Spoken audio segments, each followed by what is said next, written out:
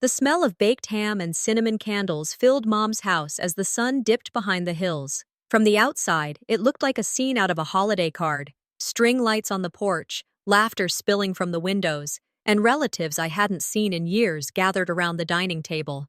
I hadn't planned on coming back. But here I was, standing in the same living room I'd once escaped from, holding a glass of sparkling cider and pretending I didn't feel completely out of place. It was Mom's birthday, after all. And no matter how many emotional bruises she'd left over the years, some invisible thread still pulled me back. They'd remodeled the place, brighter walls, new furniture, but it still felt the same heaviness in the air, the same feeling that no matter what I said or did, I'd never quite measure up. As I moved through the crowd, my name tag was missing from the board by the door. A cousin offered a half smile and said, "Guess they forgot yours." Another relative whispered, "You look tired, honey. Are you okay?" Like always, the concern was dipped in judgment. The kitchen table groaned under the weight of casseroles and pies, potato salad, deviled eggs, meatloaf, classic Midwest comfort food. But even that didn't feel comforting. Not when the mug I'd given Mom for Mother's Day 5 years ago, the one that said, "Best Mom Ever," was now stuffed with plastic spoons. It was a reminder. I was always extra, never essential. Mom floated from room to room in a flowy burgundy dress, a glass of wine in hand, laughing too loudly. She kissed cheeks, dished out compliments with a sugar syrup sweetness. And when she looked at me, it was like looking at a stranger who vaguely recognized your face but couldn't place your name. Dinner passed with the usual small talk, the clinking of glasses, stories repeated, laughter where it didn't belong. And then she stood up to give her birthday toast. "Let's make this quick," she said, raising her glass. "I'm old, tired, and tipsy." Everyone laughed. She started with my brother, teased him about his beer belly, then my sister, something about her taste in shoes. The room chuckled along. It was all part of her act, a little sting in every sentence, just enough to pass as humor. Then she looked at me. "And here's to my youngest," she said, voice dripping with that familiar blend of sarcasm and ice. "The wandering soul, still figuring it all out. No husband, no house, but hey, she's got dreams." Laughter, some nervous, some genuine. "She's always been the sensitive one," Mom added, eyes fixed on me. "Cried for a week when her goldfish died, remember that?" I smiled. I had to. That's what we do, right? Smile through the sting. My throat tightened, but I didn't flinch. I couldn't give her the satisfaction. "Don't take it personally," an uncle muttered beside me. "She roasts everyone." I nodded, but something inside me cracked. I looked around. Not one face showed discomfort, not one voice raised to say, "Hey, that's enough." Then I saw him, my sister's fiancé. He wasn't laughing. His jaw was tight, his eyes locked on me like he saw something no one else dared to acknowledge. For a second, I thought he might say something, but he didn't. He just stared, like he knew. I mumbled an excuse and slipped out the back door. The garden was quieter, dimly lit by string lights. A worn-out swing swayed slightly in the breeze. I sat on it, letting the cool evening air settle around me. I remembered being 10 years old, showing Mom my perfect report card. She barely looked up from her phone. At 15, I won the regional spelling bee. She sent me a thumbs-up emoji. I chased her love like a ghost. Always there, never real. The door creaked behind me. "I figured I'd find you out here," he said. I didn't turn around. "Enjoying the show in there?" He hesitated. "That wasn't okay." "What she did?" I shrugged. "It's just how she is." He stepped closer. "No, it's not. People let her get away with it." I finally looked at him. "Why do you care?" "Because I see you," he said. "You're not invisible to everyone, you know." Silence. Then he leaned in. His voice dropped to a whisper. "Judge." I blinked. "What?" He didn't explain. He just looked at me, as if the word should mean something, as if it was the beginning of a sentence I hadn't yet read. And then he walked back inside. I sat there, the word bouncing around my skull. Judge? What did he mean? Who? Why now? I stood up, brushing dirt from my jeans, and walked back into the house.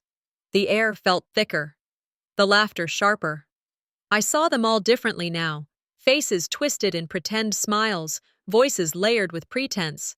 They weren't celebrating, they were performing. Mom stood in the center, glowing in her spotlight. She laughed as if she owned the room. Maybe she did. But something in me had shifted. It wasn't the insult that hurt. It was the applause that followed. I met her eyes across the room. This time, I didn't look away. No more tears, just a quiet recognition. This was who she chose to be.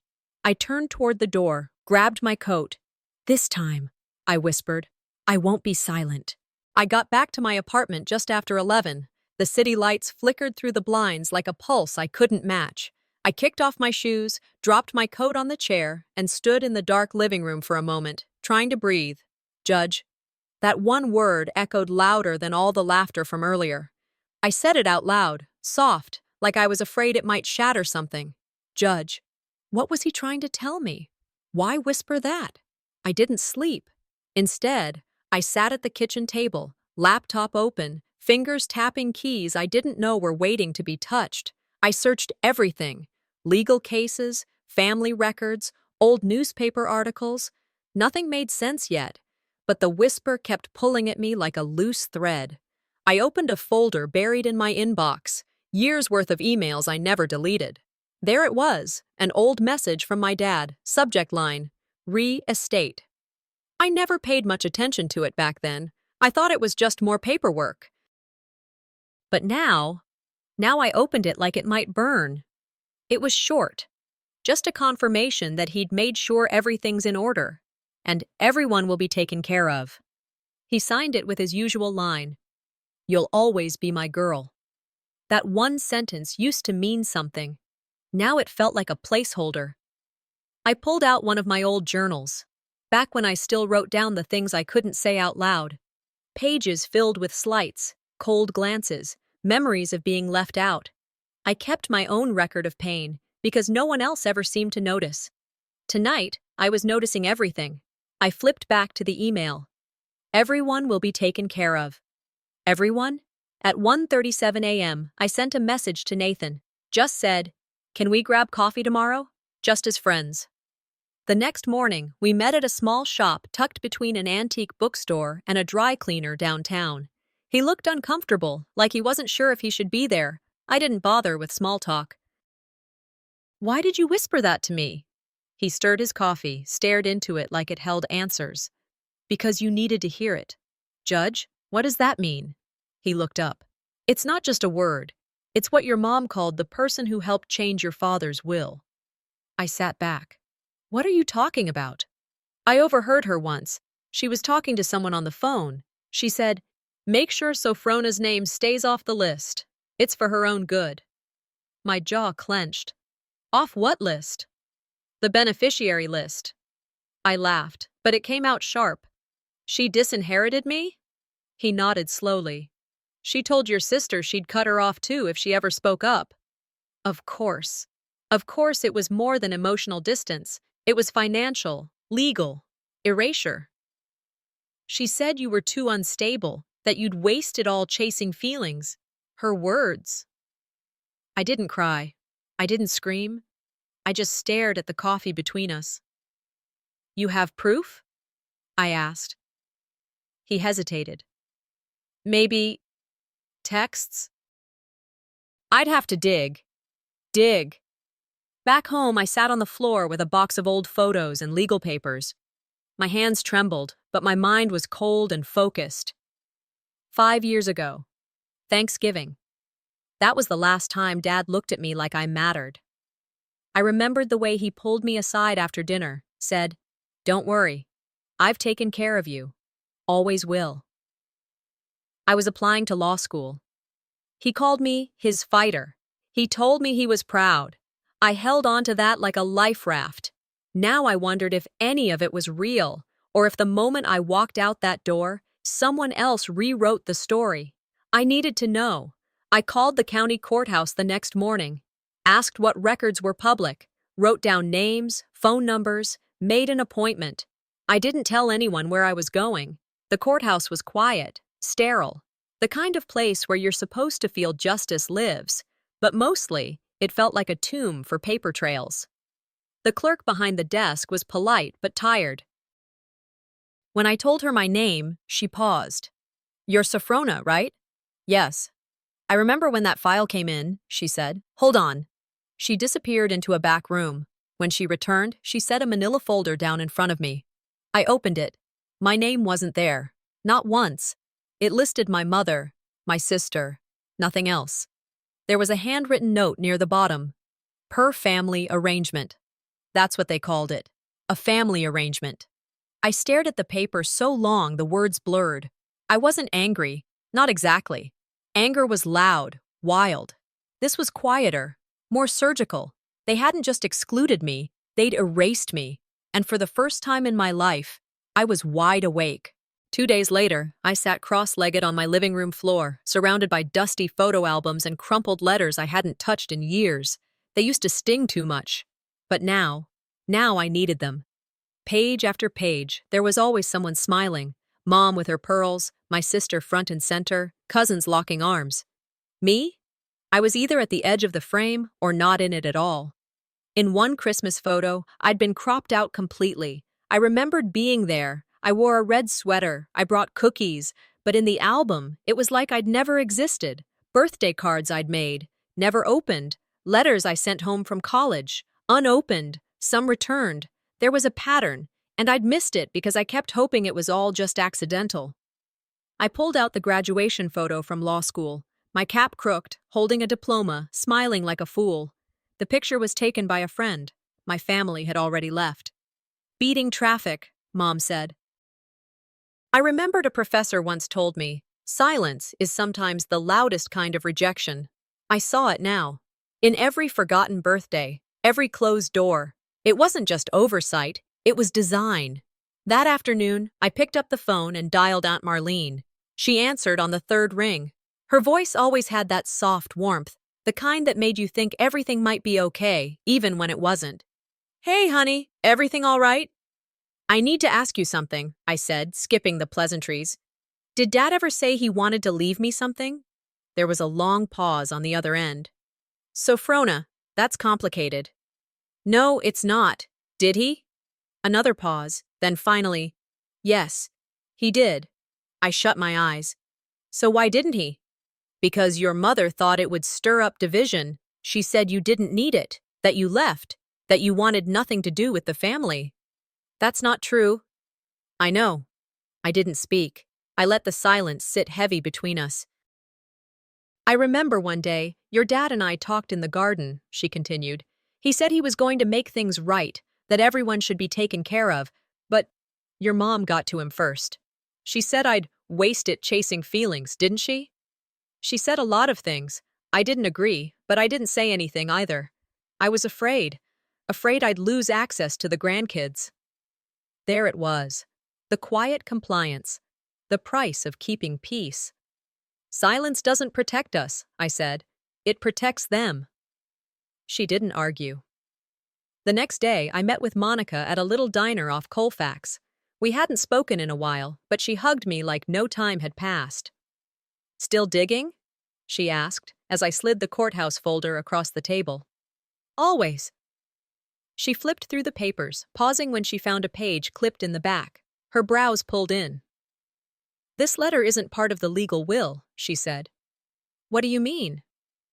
"It's a supplemental, not enforceable." "Your mom wrote it. See the signature? No attorney countersigned. It's basically just a suggestion. A suggestion that I be erased." Monica nodded slowly. "It's written like everyone agreed to it, but there's no proof anyone did. So the real will might still exist. Or it was changed, or hidden." I stared at the paper. Every line of it was soaked in calm, polite betrayal, polished deception. "I need to see the original," I said. "Not this." "Then you'll need more than courthouse access. You'll need someone inside the firm." I looked up at her. "You still have contacts?" She smirked. "I know a guy." On the way home, I took a detour. The streets were familiar. Too familiar. I drove slow, windows down, letting the fall breeze remind me where I came from. I stopped at the end of our old driveway. Didn't get out. Just watched. Mom was in the garden, wearing her sun hat like nothing in the world had ever touched her. Knees in the soil. Calm. Untouched. I remembered her voice from childhood. If you want peace, be the quiet one. I'd followed that rule like gospel, but peace was never what it gave me. It gave them cover. It gave me erasure. I watched her trim the hydrangeas, same ones she'd scolded me for picking as a kid. You don't know how to care for things, she said once. I was tired of being the quiet one. They didn't just erase me from a will, I whispered. They erased me from their story. I didn't honk, didn't wave. I just drove away. Calm, focused, cold. And knowing one thing, this wasn't going to end in silence. At 8:03 p.m., my phone buzzed. I expected a spam notification, maybe another courthouse follow-up from Monica. Instead, it was my mother. Come home for dinner tomorrow. Just family. No emoji, no apology. Just that. I stared at the screen for a long time, then read it out loud to Monica, who was across the room folding laundry. Wow, she muttered, eyebrows raised. That's a move. Is it an ambush or a peace offering? Monica shrugged. Could be both, just don't walk in empty-handed. I looked at her, puzzled. Boundaries, Sophrona. Bring those. They don't get to write the script this time. I didn't sleep much that night, and when I did, it wasn't restful. Every dream ended with my mother smiling too wide, holding a knife behind her back. The next day, I drove out just before 6. I parked down the street, sat for a moment in the car, and rehearsed what I wouldn't say. Because silence was no longer my strategy, but neither was screaming. Inside, the house smelled like baked chicken and rosemary, too familiar, like a trap laid in a memory. They were all already seated, Mom at the head of the table, sister directly beside her, both facing the empty chair left for me. How convenient. I took my seat, nodded a quiet hello. The meal began with casual talk, sister's job, Mom's new volunteer group, the neighbor's dog. I didn't touch my food. Then, as if she'd been waiting for the right pause, my mother leaned forward. It's just so hard to include someone who's always too busy to show up. I smiled politely. You don't get to exclude me and then blame me for the silence. Her jaw tightened, but she kept the grin. We always hoped you'd find your way back. My sister chimed in. Mom's just trying, Sophrona. Why do you have to be so cold? I looked at her. Because warmth in this house has always come with strings. Mom set her fork down. You've always had a flair for dramatics. And you've always had a flair for rewriting history. The tension wrapped around the table like a vice. No one moved. I stood up, slid my untouched plate forward. If this is your version of family, I'll eat alone. As I turned to leave, I heard my mother's voice behind me. Not loud, just sharp enough to cut. Sophrona, don't walk out like your father did. That stopped me, but I didn't look back. I was halfway down the driveway when I heard the door open behind me. Footsteps. Her perfume. You're really going to make a scene like this? I kept walking. Sophrona, wait. I turned. Her face wasn't angry. It was composed. The kind of calm you practice. I didn't ask you here to fight. Then what did you ask me here for? To understand you. No, I said flatly. You asked me here to contain me. She tilted her head. Some truths are better left buried. Dig too deep and you might regret it. It wasn't a warning. It was a threat dressed in silk. Then bury it deep, I said, because I'm bringing a shovel. I walked away without letting her respond. But inside, I was rattled. Not by fear, by clarity. This wasn't just emotional manipulation. There was something underneath, a decision, a rewrite, a cover-up. Back at Monica's, I dropped my coat by the door. She handed me a mug of tea without saying a word. We'd known each other long enough. She knew when I needed silence. I sat on her couch, opened my notebook, and wrote everything I could remember from that driveway conversation. Word for word, voice inflection, pacing, even her body language, like a deposition, like prep for trial. "They've buried something," I said aloud. Monica looked up from her phone. "What are you going to do?" "Take tomorrow off. Go back to the courthouse. Ask different questions." Then I lit a single candle from her coffee table drawer, watched the flame dance, tiny, but stubborn.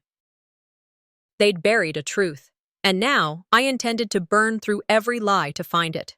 The sun hadn't even touched the blinds yet when I opened my eyes. I hadn't really slept, more like floated between heavy silence and fragments of my mother's words. "Dig too deep, and you might regret it." It echoed again and again, not loud, but loud enough to crawl under the skin. I sat up slowly, legs over the side of Monica's couch, bare feet meeting the cold wood floor. My chest was tight, not from fear, but something worse, doubt. Was I making this bigger than it was? Was I the one holding on too hard to something that maybe just needed to be let go? I remembered being 9, hiding in the hallway after a fight broke out about money. I didn't understand much, but I understood blame. That year, I apologized for breaking a vase I hadn't even touched. I just didn't want the yelling. "Peace built on silence is a lie," Monica said gently, handing me coffee. She wasn't asking for answers, just offering armor. "I know," I said. But in that moment, I wasn't sure if I believed it. By 10 that morning, I was back at the county clerk's office, the same desk, same dim lighting, same stale air. The woman behind the glass recognized me. "You were here last week," she said, friendly but guarded. "I need to review any financial addendums or revisions, especially anything filed after my father passed." She looked uncomfortable. "That might require clearance." "I have legal right as next of kin." She sighed and tapped a few keys. A few minutes later, she handed over a small folder. "This wasn't in the first batch," she admitted. Inside was a single-page addendum, dated exactly 1 week after his death. It was notarized, submitted by the family attorney, and bore one signature, my mother's.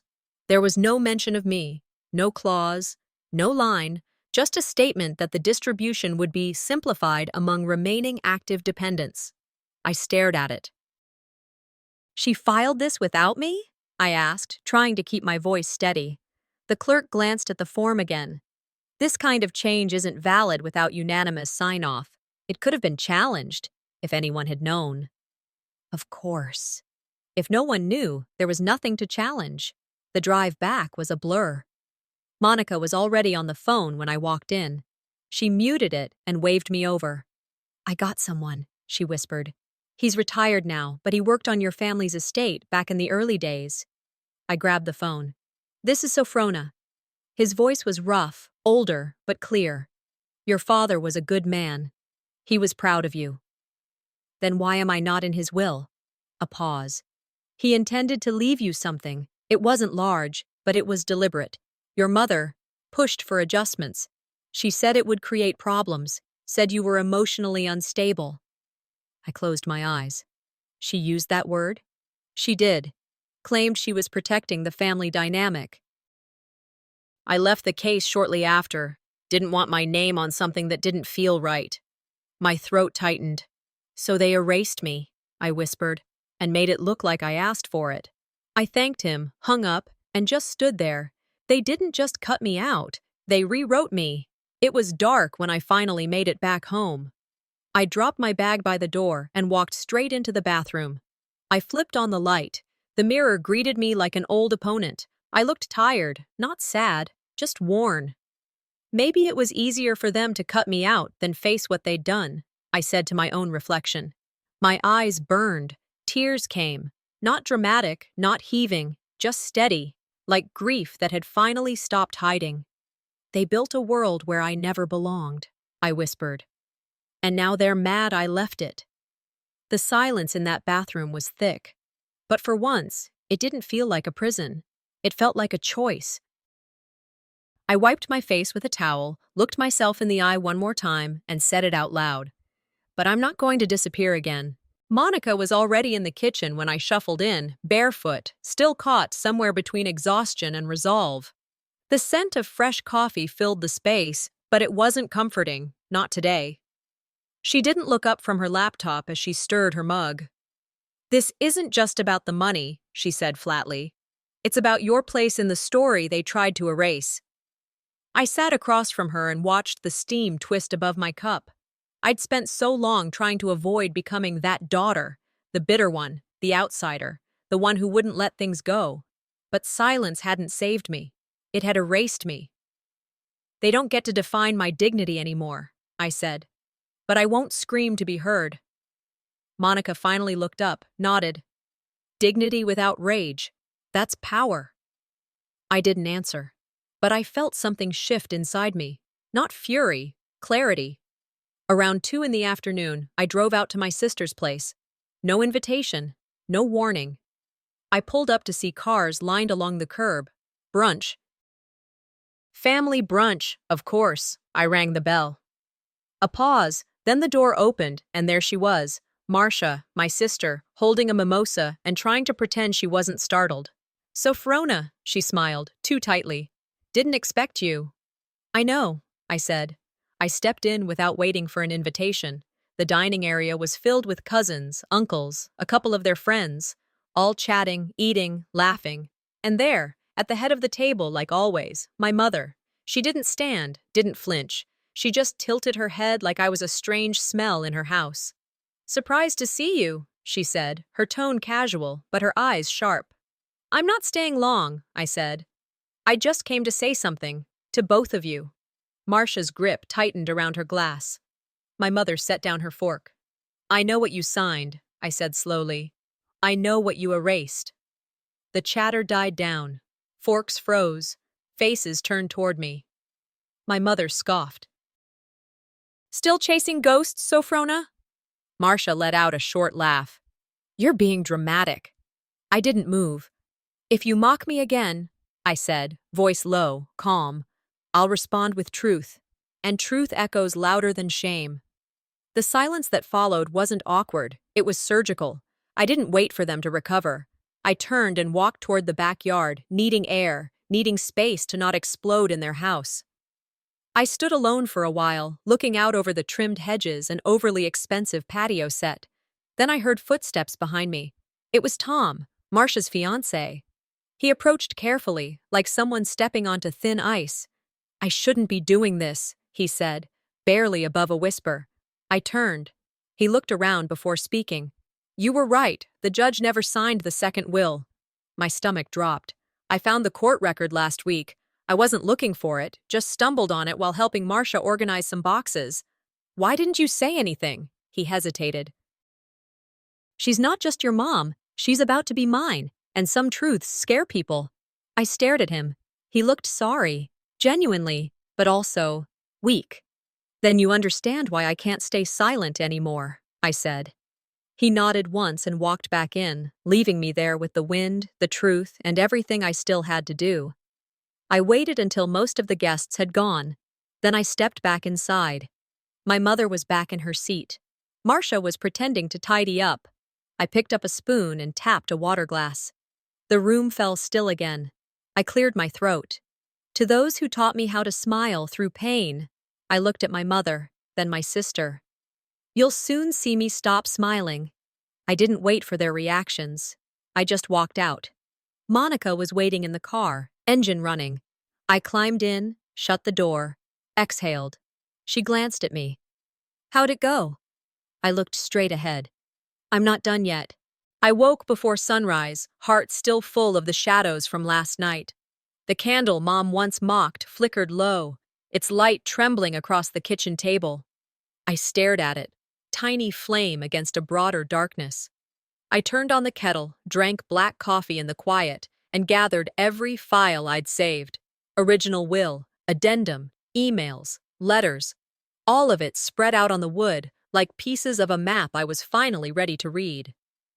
I rehearsed what I'd say, not with anger, but with precision. This wasn't about revenge, it was about truth. I remembered something Professor Audre Lorde said. "When we speak, we are afraid the silence won't change." But this time, silence felt heavier than anything I'd ever said. I wasn't afraid anymore. Mid-morning, I met with Mrs. Carter, the retired family lawyer, in her small office. Books lining shelves, legal diplomas framed, dusty air like it held too many secrets. I laid out the documents, the addendum signed by Mom, Jasper's court documents, the original will text. Her eyes dropped to the floor. "How long did this go on?" she asked finally. I swallowed. "Long enough." She pulled out a certificate. Original will. My name printed clearly among Dad's beneficiaries. Her hand trembled slightly. "Why wasn't I told?" I asked. She lifted her gaze. "You never asked. Or it was never offered." Her silence tasted sharp. I squeezed the folders. I spent years being good daughter, doing everything right, waiting. Mrs. Carter looked down. "I'm sorry you had to find this way." Later, I went to Jasper's house. He opened the door gently, as though the weight of my arrival mattered. He led me to the living room. We sat across from each other, light from a single lamp between us. "Did Mom ever tell you she didn't expect me to stay?" I asked. He hesitated. "Yes, many times. She told people you'd disappear. That you didn't have the resolve." Those words hit harder than any accusation, because they were whispered behind closed doors, because people believed them. He slid a folded sheet across to me, an old email thread. Mom writing to a friend. "Sophronia's too independent. It's embarrassing she insists on her name being listed." I read it slowly. Every word cut. Every sentence confirmed what I feared. "I never asked to be special," I said quietly, "just to be real." He nodded, his eyes wet. "You deserve more than being a shadow." Later that evening, there was dinner at Mom's. I walked in with the original will certificate and the email thread in my pocket. I stood in the long room, table full of faces I knew so well I could smell their perfume. I cleared my throat. I brought every paper, the signed will, the addendum, the suppressed email. The room froze. Glasses clinked from silverware set down. Mom's face drained of color. Sister's breath caught. Cousins looked away. I held up the document. I held the email. My voice felt strange, steady but alive. "You erased my name. You erased my place. But not anymore." They were quiet, embarrassed, exposed. Then I turned and left. No need to wait for apologies I knew wouldn't come. Outside, Monica was leaning against her car, headlights off. I climbed in. She didn't need to ask. "How do you feel?" she said. I exhaled, letting myself be full of everything. Anger, relief, sorrow. "I feel seen." Coming back to my apartment after that night felt like walking into a museum of an old life. Everything sat still. The only thing moving was the weight inside me. Monica was curled up on the couch, a throw blanket around her legs, eyes following me without pressing. She didn't ask what happened at dinner. She didn't need to. She could feel it. I set my bag down, walked to the kitchen table. Same spot I'd mapped every paper, every proof, every wound I'd turned into evidence. My fingers tapped the edge of the table, twitchy, not from fear anymore, but from something uncoiling, something long held tight. And then I saw it again, the cracked teacup, still there, right where it always was. Corner of the counter. Tiny fracture along the rim, the one I never fixed, the one I never used again but couldn't bring myself to toss. I stared at it. All those years, that thing had sat like a reminder. Be quiet. Stay useful. Don't break louder than you're allowed to. I walked over, held it gently in my hand, then dropped it straight in the trash. No drama, no last glance. I just let it go. The next morning, Monica slid her phone across the table. "Your mom left town, temporarily, supposedly." I didn't answer. "She's not saying much, but your sister's been posting her little cryptic notes again. You know, sad eyes, captions like, 'People never change,' that kind of thing." Still, no reaction from me. "Your uncle, on your dad's side, called," she added. "He said, 'Tell her she did what most people don't dare. She told the truth in front of family.' I respect that." I nodded, but I didn't feel triumphant, not proud, just released, like I'd set down a suitcase I forgot I was carrying. Jasper left a voicemail later that afternoon. "Hey," he said, voice low. "Just, thank you. You said what needed saying. I don't know what happens next, but I'm glad someone remembered you belong." I listened twice, then deleted it. I didn't need to keep proof anymore. Midday turned into evening, and then a knock. An older woman stood at my door, tight gray bun, navy coat, kind, steady eyes. "Mrs. Elliot?" I said. She smiled. "Your father talked about you all the time. I was stationed with him back in '78. He wasn't just proud of you. He admired you." We sat by the window. She pulled out an old photo, me and Dad on a boat. I was 6, maybe 7. We were laughing. "He used to say," she told me, "that girl's got her own motor. She doesn't just follow the tide, she charts it." I blinked back heat behind my eyes. She touched my arm.